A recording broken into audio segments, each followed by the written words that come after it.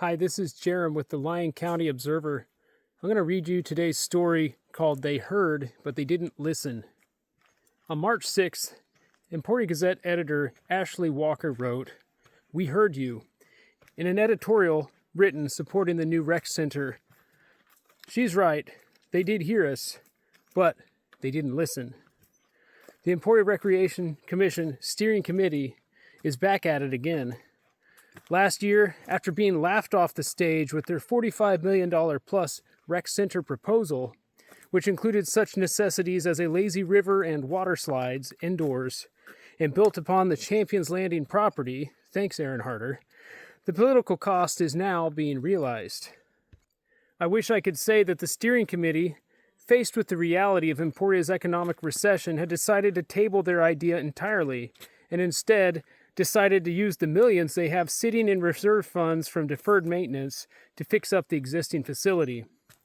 I wish I could say that our leadership had taken the hint, stepped back, and decided to maintain what we already own before asking taxpayers to build something new. I wish I could say that Andy Dufresne got away from those men that day. But sometimes reality is more grim than that.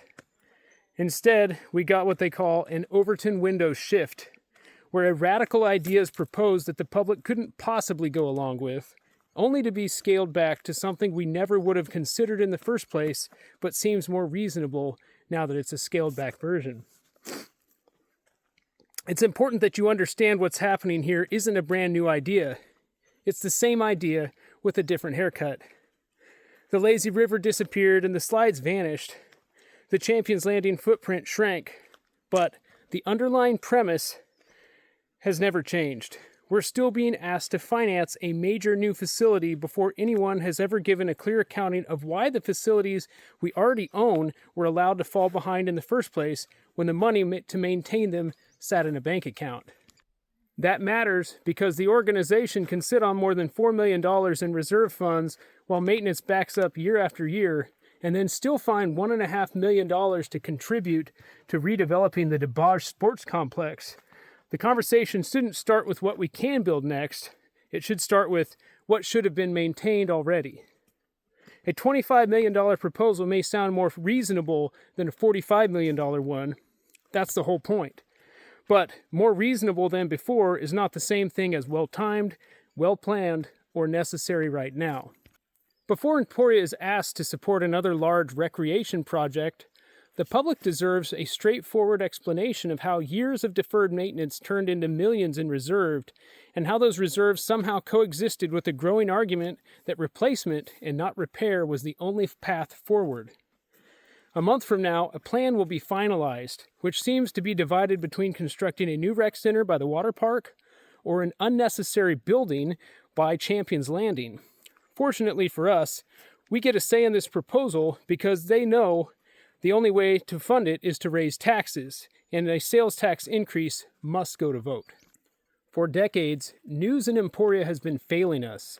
KVOE and the Gazette have consistently towed the uniparty line when it came to things like Newman Regional Health's costly and bankrupting emergency room upgrade and the USD 253 $87 million bond, all of which have sowed the seeds of financial insolvency for these institutions. We don't have to self-destruct. Sustainability is more than just paper bags and metal straws. It requires restraint and adaptation. It requires leadership willing to say, not yet. Why were millions allowed to accumulate in reserves while maintenance needs grew? And why was replacement allowed to become the default solution instead of renovation? And why are taxpayers being asked to approve a new building before those questions are settled? I'll tell you why. It's because it was most likely the plan all along. A nice building was less likely to get replaced, so they rat-holed the money away. They have already dedicated $1.5 million of those reserves towards the DeBage Sports Complex upgrade, which means they fully expect voters to fund their next pet project. It's important that we don't do that. Emporia's past can't be changed, but our future is still up to us. So I encourage you to stay connected, stay informed, and get out to vote when the time comes this fall. Thank you. Have a great day.